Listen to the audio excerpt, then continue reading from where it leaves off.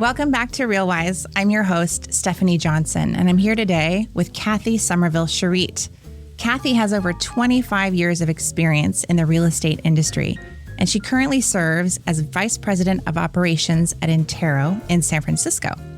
She's a current director with both CAR and SFAR, and is passionate about sharing her knowledge with others. Cathy has managed and led several successful teams and offices in San Francisco and has personally sold hundreds of residential properties in her career. Her real-world experience in real estate gives her a unique perspective that allows her to teach and mentor others with clarity and authority. Cathy spoke on the TEDx stage about the power of curiosity and being the heroine of your own story, and she's building an alliance of courageously confident women who choose to influence outcomes and create opportunities by speaking themselves into the room. Welcome, Cathy. Oh, thank you for having me, Stephanie. It's an honor to be here. I'm so happy you're here, and thank you for making the trip to see me. My pleasure. We're here today. We decided that our topic for the day was going to be ethics in real estate, and particularly the code of ethics that we follow as realtors. And we'll get into that in a few minutes, but I wanted to just ask you to tell us a little bit about your real estate journey and why highlighting the code of ethics is so important to you. When I came into real estate, I was 40 years old. I was already well involved in my own life. I had 3 children under the age of 4. And what I found in real estate was a culmination of everything that I wanted to do, everything I believed in, and everything that is possible. I found it all at once. Now, maybe it was just that I was at the state of mind where that was what I was looking for, so that was what I found. But within real estate, I started growing in a way that showed its limitless potential, but still the means by which I needed to stay within boundaries and even create some standards in order to perform efficiently.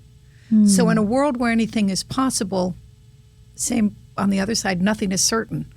So to lose yourself in that would be to almost careen out of control.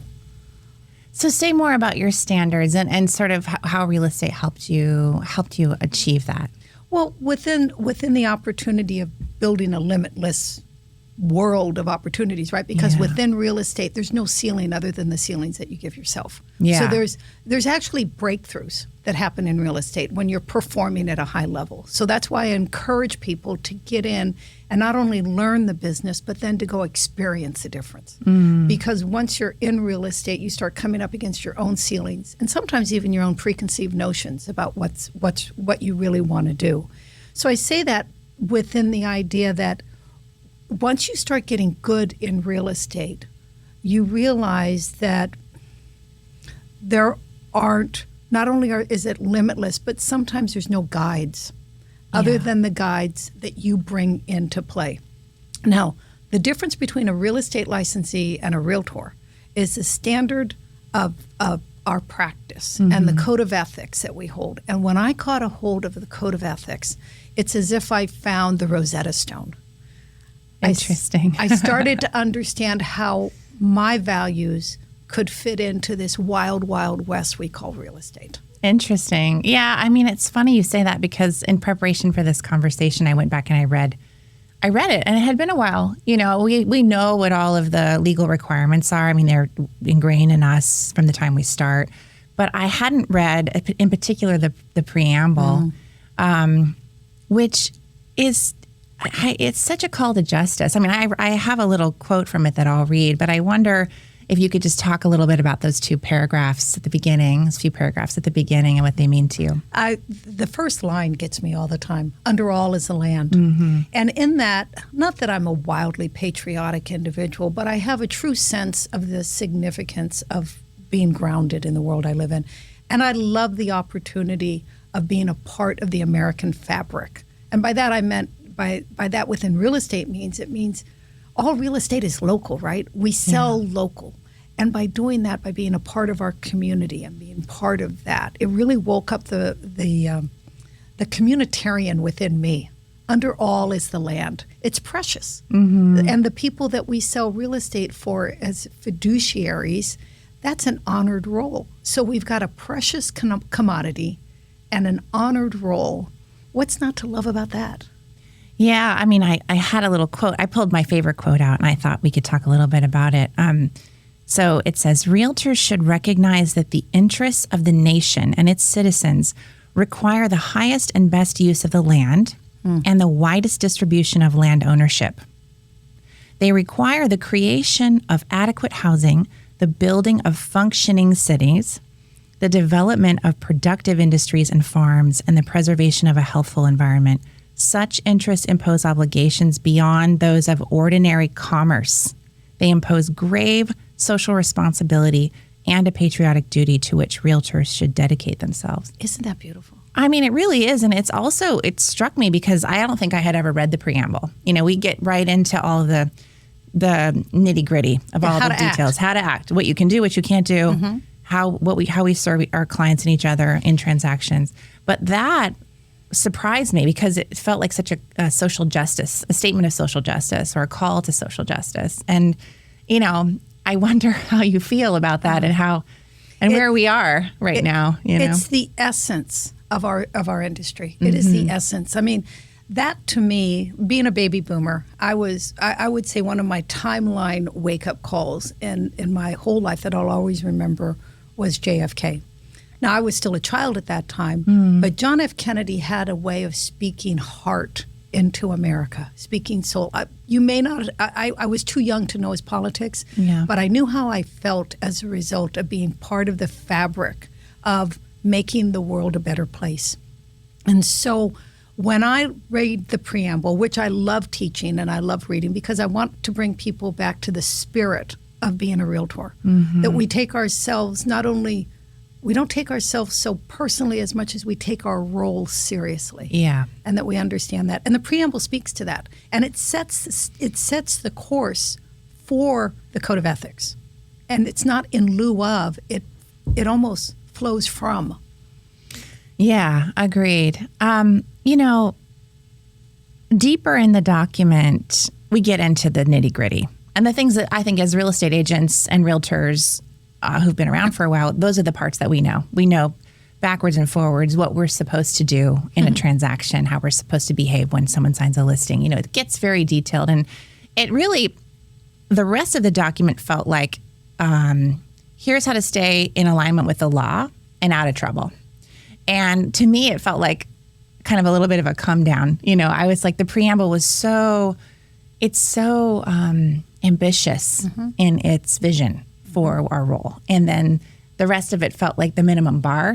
And I wonder for you, like, I know you teach this class at your brokerage and to agents, and, you know, how do you encourage agents to sort of walk through the business in terms of not just meeting the needs of the law, the requirements of the law, but also just ethically how they move through their business on a day-to-day basis? Well, as you know, we have very little control over an independent contractor. Yeah. And I said encourage. I know. And I think it's interesting if you follow the money in real estate, not that it's in lieu of the spirit of real estate, but let's follow the money in real estate. So you, more than ever in real estate, you don't even have the 80-20 rule. You probably have the 82% rule, where 18% of the people are actually doing most of the business. This right? is true, yeah. So you have 82% licensed realtor. Some people have called it the most overpaid social club in all of America. So you have 82% of the people who are realtors who are making less than $36,000 a year. There's local municipalities that will pay you more than what a large volume of, but there is a glamour and there's a cachet to being a realtor. So people pay the dues and join them and stay in the membership. So within there, you have people who very rarely practice. Without practice, the preamble is like a forgotten fairy tale. Without practice, it doesn't get embedded. Yeah. And then you have 1%, let's say 3%, that do most of that business. The drop, if you look at any metrics in real estate production, you'll see that the top 3%, that there's a huge gap to the rest of the 17% of the top 20%. Huge gap. So you have a group of people that are bringing in as much financial success as they possibly can, right, in whatever way works for them. Mm-hmm. And I don't know how often the preamble is talked about over a cup of coffee at that level either. No, I mean, I'm in that group. I mean, luckily, you know, fortunately. And I hadn't read it in years. And I hadn't had a brokerage bring it to my attention in years. And I think it's beautiful. Well, because the red light is don't get in trouble. Yeah. Or some people's orange light or green, whatever light, yellow, orange, is don't get caught. Don't get caught. So we have don't get caught and don't get in trouble as being the guidelines for a lot of production. Not everybody's, but I'm just saying that the attention isn't brought to that level. I've always been in the maybe 10 or 20%. And within that is a group of well-meaning people who want to make a difference in the world that they live in as well as the profession that they have. Yeah. And so I believe that if you feel called, it's your call not to be a whistleblower, but to be a reminder, a breath of fresh air of who we are and what we can do. A beacon. Mm-hmm. Yeah. After COVID, I think that if you noticed, we had the best year ever in the industry, worldwide probably, but I can only speak to National Association of Realtors statistic, that we had the best year ever. Unprecedented was a word you heard all the time. Yeah. And that was as a result of people finding value in their home and finding that their homes could be more than just a place that they come in and out of. It could be a place they work. It could be a place they work out. It was a place they taught their children their education. So the focus on home really benefited the bottom line of anybody who had a real estate license. As a result of that, I saw where we were really going to be part of the economic and emotional recovery of our country. Yeah. And that became even more of a powerful word, that we were going to be what led America out of the recession. It just so happens now we're part of the teetering part that is being threatened. But it was very evident that the work we do matters in the communities that we live in. Yeah, and I think it does matter. I think our approach matters as well so much. And I think that's why I was so touched by the preamble. And it does correlate with my own core values and what I bring to my business. And it was interesting to sort of compare them side by side, and to really think about, you know, what do I bring to my work with my clients and with other agents? And then also, how can I even up the ante there? For me, it's an ambitious statement. And I was pleased that I got to read it. And I got to read it because you were coming. So that was really cool. I wish that it was more prevalent, this set of values that is outlined in the preamble, in the day-to-day brokerage community. And I think we need it more now than ever, don't you think? I mean, we can't really touch on ethics in real estate and in the realtor community without talking about what happened with our National Association of Realtors president. Kenny Parcell resigned, I think, last week over a number of allegations of sexual misconduct. And I think 29 women at the National Association of Realtors have filed complaints, 16 of them directly related to his behavior. And while we cannot say that one person, is the poster child for the entire association, I mean, it's very disturbing to think that's the culture at the top, that it was permissive enough of that kind of behavior for that many women to be affected. And I wonder, how do we recover from this? I mean, from an ethics standpoint. I think we recover the same way that we recovered a lot of the other nuances that needed to be corrected with the National Association of Realtors and with California, and any association, really. I mean, if you look back to the origins of the National Association of Realtors and all of it, it was white middle-aged men. It really was. Yeah. It was the ultimate old boys club. And as a result of that, there were rules that were created about how to move up, around, and through the system that was self-created. And over the years, we've been called to task on many things, not the least of which is equal opportunity and equal access in housing. Totally. So we've always had to address the misgivings that we had within our communities. And so now, a little late, a little bit after the Speaking Up movement and all the other ones, we're dealing with boys behaving badly and women remaining silent, and the status quo going on. And now the silence isn't because of ignorance. Quite often the silence is because, I mean, I can speak from my point, being a 65-year-old woman, it's because you can step around the BS, right? There's workarounds. Sure. Women are smart enough to come up with workarounds where you almost just leave the room, right? I mean, 25 years ago, I was laughing at jokes that were inappropriate simply so that I wouldn't be called out. Sure, fawning. It's called fawning. Right. 10 years ago, I was leaving the room when those jokes were said. Yes. Today, I'm calling people to task for them. Yeah, that's the evolution That's you were the talking evolution. about. Courage, the courageous part of your work around women. Yeah, right. And being honest. And not everybody has the passion that I do, or the confidence that there's nothing you can do that's going to impact what I'm going to do with my life. So you don't have to approve of me any longer. Yes. So when you look at the fact, and this is a fact, that 66% of the population of realtors are women. Yes. And a large portion of us are over the age of 50. So I love all this YPN, but I'm really all about, I've got so much more wisdom. The idea that I wouldn't waste who I am today on what I thought I had to be at the 40s. Yeah, I laugh because I got an invitation to a YPN. I was like, I don't think I qualify anymore for that. No, Maybe. you do. Because attitude-wise, I do. Yeah, young at heart. And I'll always be young at heart. However, I also know that you don't have to start from the beginning to have something new. You can start right now where you are and do something new.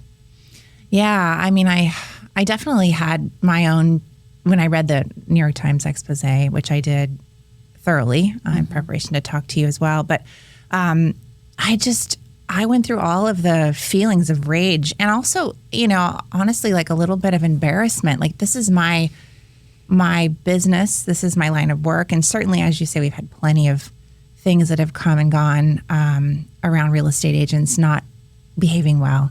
But this hit me in a place that was actually really uncomfortable. And I wrestled with it because I was just like, how does this happen? That someone of his stature rises through this organization, clearly has a history of this. This doesn't just start when he became the president of NAR, And so I think we have a lot of work to do. I think more women need to be having conversations. I think more women need to stand in our power as the majority membership of the organization and actually speak up.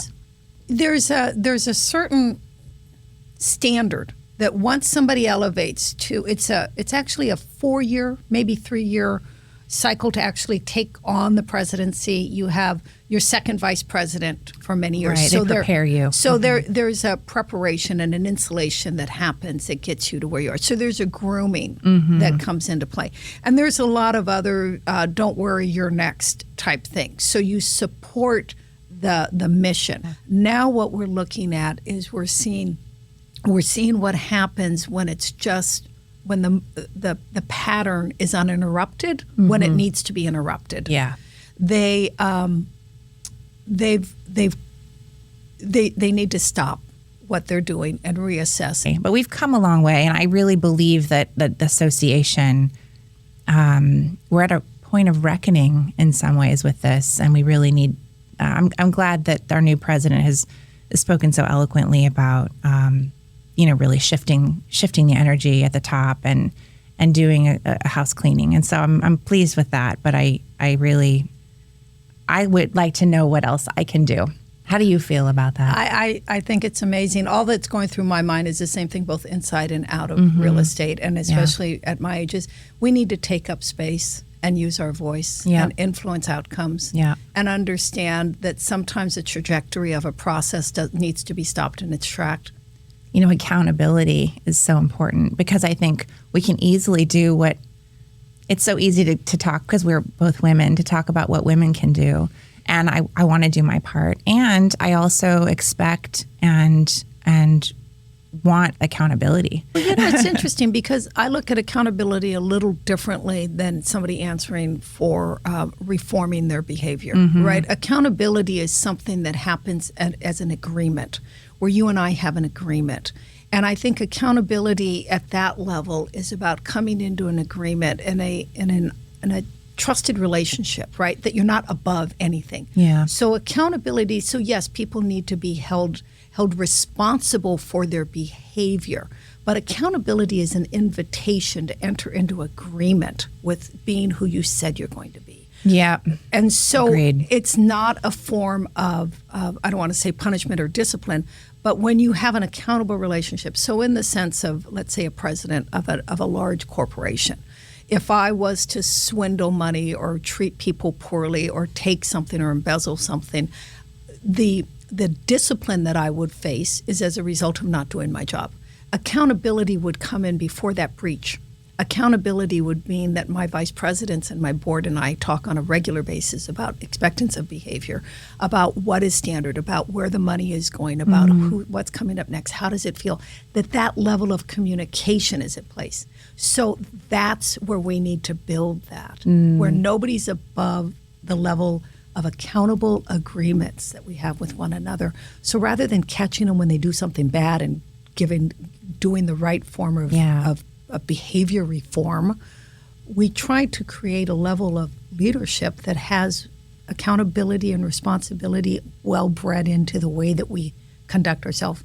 Well, the way that we bring people up through the ranks as well, Yes. because those people get vetted out pretty early if that's the standard.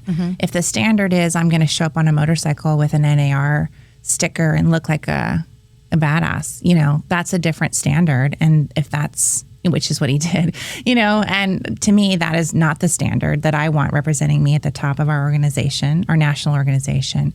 And so, yes, I agree with you that those agreements and the process by which we choose and evaluate and vet people to come in and serve isn't just about willingness to serve and brashness or personality and being charming, but it's about being, really back to the preamble, like really having a commitment to this higher level of ethical behavior and being the beacon at the top to share and show the rest of us, the way. Well, I will say something that's going to come off as maybe being a little bit unpopular. Yeah. But I will say that there are realtors who have much more of an image than they do substance. Yes. And that's true throughout all industry. Exactly. But I used to notice that they wrote and rewrote their own press release, and you start believing it after a while. Oh yeah, sure. So there comes a time, that's where the accountability is. So when we start looking at who we are and how we're working, to have accountable relationships at that level, to be in a position to where we become, and I'm not saying that one is wrong. You can do that and have a sense of who you are in service to another. Yeah, because I definitely believe that part of what makes us successful is our own ability to believe in our value and to be able to articulate that, express it, and put it into the world in a way that's really courageous and say, this is what I offer, this is who I am, this is my level of service to my clients, and that's how we attract people into our business. And so there's a balance between always checking that against your own personal alignment, I guess, your own personal alignment with the higher order of things, with natural law, and knowing that that's where you have to be rooted, and not necessarily, rooted in the validation of others, which can be really, it can be a sinkhole. Yeah, and I will tell you, I've learned just as much in the last 25 years from my stumbling and my falling and my, oh, jeeps, didn't see that coming routines, as I have from home runs that I felt I knocked out of the ballpark. That there's been an equal part of life coming at me, and which is why I love real estate, because you can't grow your business without growing as an individual. Agreed. You won't be paying attention to either if you try to neglect both. Yeah, I mean, you mentioned that earlier when we were speaking at the beginning of this podcast, and I wanted to circle back, and I'm glad you did, because I wonder for you, what have been some of the limiting beliefs that you had about yourself early on, and then how did your work in real estate help you, hone and develop that part of yourself so that you could push through and grow or move into the parts of the business that maybe at first were a little scary or intimidating for you? I think when I woke up probably about 18 months into the business, where I was trying so hard to get to pay myself what I was paying my nanny at the time. Yeah. And I was just working and working and working. And I just remember at one point I realized that a good friend of mine, a coach, I've always had coaches, said, you don't have to go either or. You can be both and. And when I felt the ease and the power of that statement, I shifted. I went from, and I'm not proud to say this, but I used to come home from work ragged and stressed out. Yep. And my kids got sloppy seconds. My husband at the time was just like, stay out of mom's way. And then the phone would ring and it would be, hello, how can I help? And I caught myself. Well, they caught me first by glaring at me. And then I got the reflection of myself and realized I needed to do things differently. And throughout all my career, because it is a relationship-driven business, you will always get the reflection back to you from the people you're serving as to how well you're doing. It doesn't always show up in your bottom line. It'll show up first by the reflection and the reaction of the people that you, and I'm going to say it, that you love that are in your life. That's right. Yeah, I think that's true. I definitely see the business as a big mirror, one of many. My kids are a nice mirror for me too. Probably the best, clearest mirror. But I mean, I definitely approach business that way and feel like a lot of the strength that I have has come out of forcing myself to get better at this business because it's really hard. And it's really hard to be, you're on your own usually in the beginning, at least, but when you haven't made enough money to hire any help, so you're trying to like bootstrap it.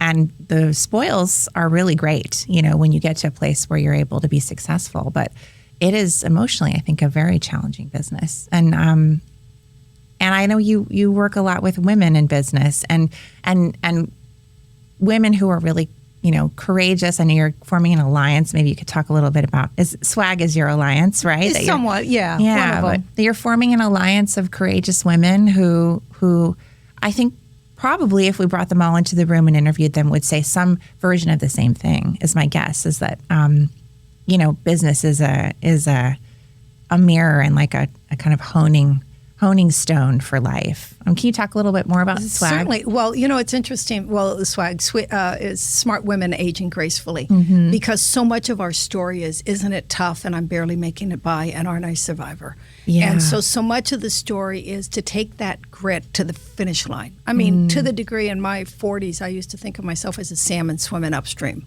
And then once I laid my eggs, I'll just relax and die. And that is not a way to live your life with that much tension. The idea of thinking the more tension, the more stress, the busier I am, the better I'm going to appear to be. Like I can wear a bigger Wonder Woman cape. And that starts running really thin after a while when peace and contentment are actually looked at something to honor rather than something to hide. I was raised by the generation that, to be seen and heard and seen but not heard. Yes. So you had a lot of undoing. We all do. Yeah, of course. Because we thought fitting in was the big bell ringing. And whether it be in real estate, whether it be in our community, whether it be at our dining room table. I like to say from the bedroom to the boardroom that we need to start asking more questions so that we can start refining the life that we live ourselves. Yeah, I mean, it sounds to me like my language for that is just really honoring what's authentic for me and what's real, putting my needs on the table and making sure that they're accounted for among everyone else's needs. And it does stir some stuff up, when you start doing that. If you haven't done that, and then you start to do that, there are people that will, in your relationships, that will get very triggered by that, and it becomes really challenging. And I think back to real estate, but real estate really, I mentioned it in another podcast, but I had a coach say to me and a group of people, it was a group coaching session, that basically, some of you don't ask for the money that you deserve or ask for the business directly because there's a part of you that isn't valuing yourself. And you learn that, you learn that somewhere. And you're probably, if you look around at other relationships in your life, you're probably doing the same thing in the rest of your life. And at the time I really was. It was many, many years ago now. And I realized I walked out of that coaching session and I thought, I have some work to do. And not just in business, because I'm here to try and figure out how to get more business, but I'm running into my own limitations. And another woman, there's a woman I follow online called Felicia Hatcher, and she said in a video of hers, she said, if you fight for your limitations, you get to keep them. Mm-hmm. And I just thought, yes, that rang through me as so true. And so, yeah, it was a lot of work, but I do feel that so many women are still struggling with this, like showing up with their light fully on when they come into a room, you know? And I think, first of all, I just have to comment, you are a brilliant, dynamic woman. And I don't know what that turning point was, but I mean, the idea that we're so much more than our role as mothers, or than our role as realtors, than our role as daughter, sister, or wife, any of that. We're so much more than what we thought we had to attain.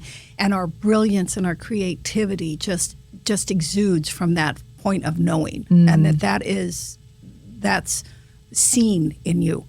And so whatever it was that made you take off that cloak from your light is amazing. And I know that one of the things that I had to come to, and I've always been in sales, is no doesn't kill you. The idea that you're brave and courageous. My son and I were talking today. One of my favorite cartoons with him growing up is called The Brave Little Toaster, but I'll save that for another show. Oh, that's so cute.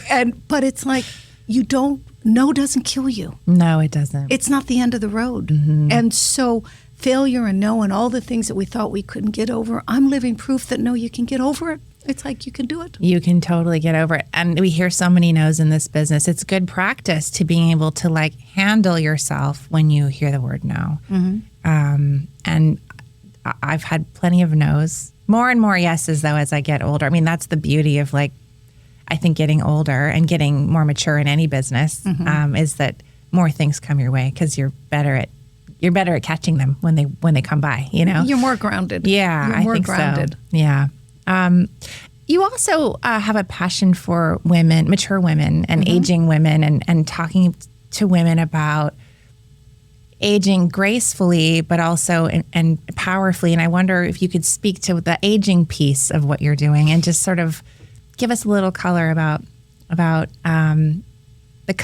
what you see, how you see women aging in ways that are really like beautiful and beneficial to them. You know, I've entered into probably the ecstasy and adventure of aging gracefully.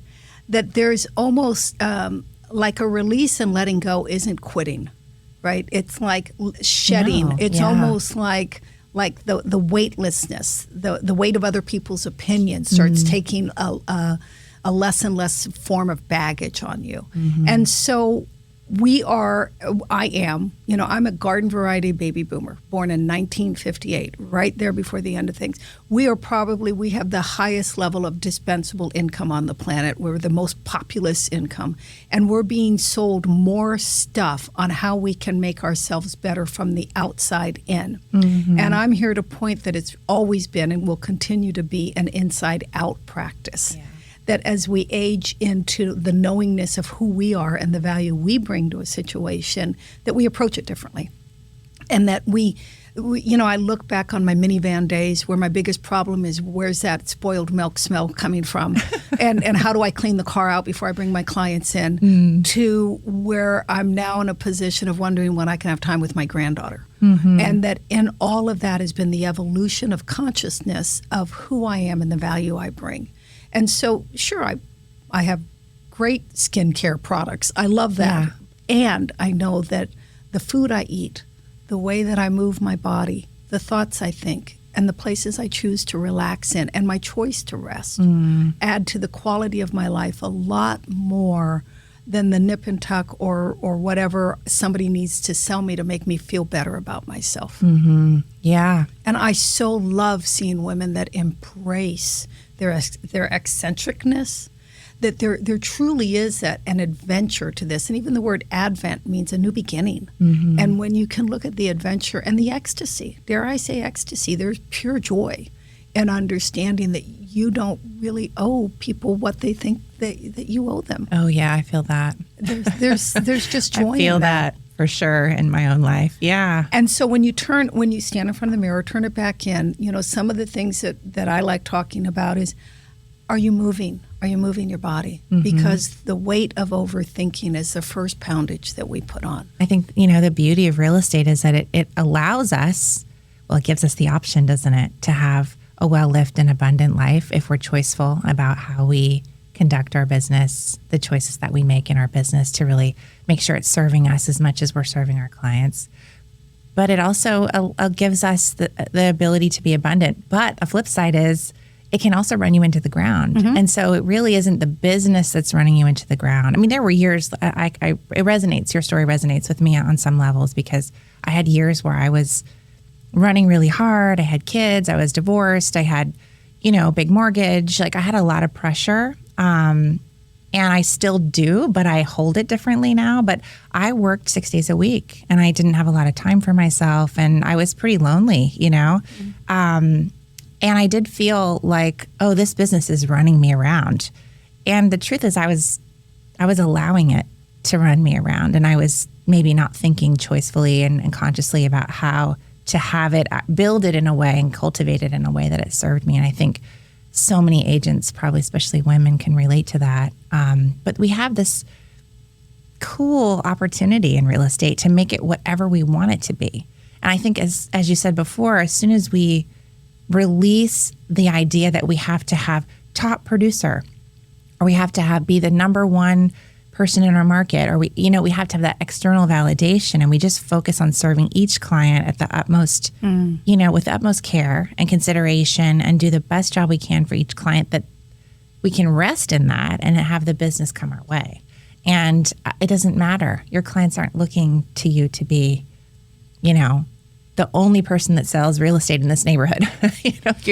There's room for many of us doing it in many different ways. And I think I loved when you said the word rest in that. Yeah. Because I think that where the beauty of a woman, the beauty and the power of a woman is most fully seen, really, is when she's resting in the knowledge of the gifts that she's bringing. And there's something very powerful about that. Every woman who has coached me, every woman who has given me a hand was at rest in herself. Yes. And in that was the strength of confidence and courage of saying, if you'd like to rethink what you're doing, I have some thoughts for you.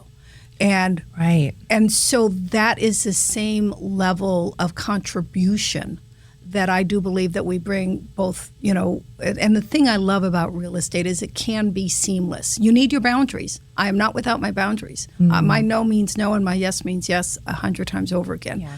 But it is a seamless flow of energy that brings you into your practice, which is your life. Mm-hmm. And that is how it works. And I do want to say, how does this all ebb into the bigger picture of ethics and the way that we stand in the bigger world, is that we shine as a light to other women, whether they be in real estate or whether they be gymnasts, of what it is to stand and rest in the power and the knowledge of who you are and the gifts that you bring in the world. We give other people an example of what that might look like in their own life. Yeah, I mean, I think that's the goal, especially as I age. I feel like I had so many good mentors too coming up. I want to write a book actually about all the different mentors and stages of my life. That's one of the things I'll do when I finally retire. Probably. It's overrated. I don't think all the chapters have been written yet in my life, but yeah, I definitely believe, as I get older, my job shifts from being in the hustle and trying to support my family, and that all will come. But I feel like it's more about developing myself as a human being, and that being a good human being, showing up in the most human way that I can, imperfect, but always striving to be working at my edge in my practice, and just, bringing the full light of myself to my business is really my goal, my purpose when I go to work every day. And it feels like it's a completely different posture than when I was young in the business. And as I age, I feel like that's kind of how I'm approaching a lot of my life. And I think it's true. I think that's why when we see women over 50 dismissed or devalued because, we're aging, it seems to me like a podcast like this, I hope contributes a little bit to the undoing of that, the undoing of this message that, well, once you hit 50, you better take care of your looks because you don't have anything else to offer. And I think the exact opposite is true. I'm pretty confident I have a lot to offer, given all of my experience. And I know you do too. And I'm really excited to learn more about your organization that you're creating, your Alliance of Women. I hope I'll get invited. Oh, I know yes. I got invited to the Facebook group, so I hope I'll get invited to the events. It's still in its nurturing stages. That's and wonderful. I do have to say, quite often women will talk about the imposter syndrome. Yeah. And I have great heart for that because I used to think I had the imposter syndrome. And what I had was I saw what was asked of me and didn't know if I could do it. And that is not the imposter syndrome. That is a lack of confidence and courage to do the next thing, not knowing how the result's going to be. And so a lot of what Smart Women Aging Gracefully about isn't about putting down the imposter syndrome. It is about understanding that, yes, there's a learning curve. There is a learning curve to what you want to do. And that's why I said you're so dynamic in what you're doing because you embrace the learning curve. When we can embrace the learning curve, we find ourselves going off in directions that we only dreamed of previously. And so the learning curve is just the next step and the next step and the next step. It's not how do I graduate with my doctorate. It's what classes do I take tonight that'll lend itself more to this dream of mine unfolding. Yeah. And being open to that dream revealing itself to you on some level too. And that's the thing, when you can take down what looks like a mountain to climb to just a couple of shoes that need to be laced up, you're more likely to take the next step. You just, and if it doesn't have to be where sometimes it's just quit hitting yourself in the head and do what you want to do. Yeah. I mean, that's kind of the cool thing about, I started this podcast, we're doing video when I was 50 years old. And, I had a moment where I was like, oh, I'm going to be on camera. And then I thought, well, good.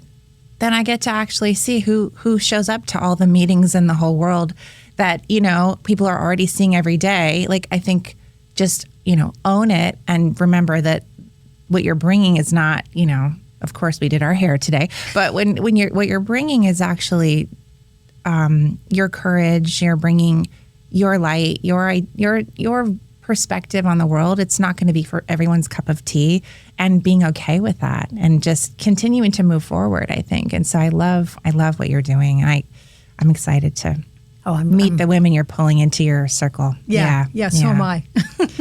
I wonder, how can people get a hold of you, Cathy? I know you're at Intero. You're a managing broker there, or VP and VP. And a VIP. Yes, of course.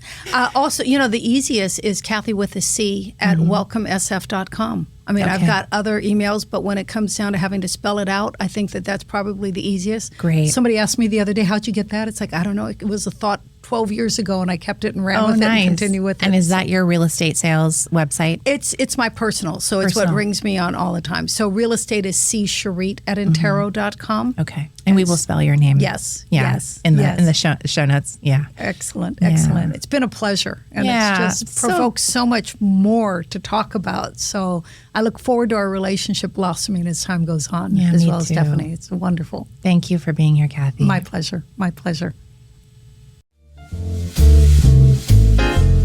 Thank you for listening to the RealWise podcast. If you like what you've heard, please subscribe, give us a 5-star rating, and share this episode with a friend. If you'd like to learn more about today's guest, please check the show notes. And to learn more about Stephanie, visit realwiseagent.com.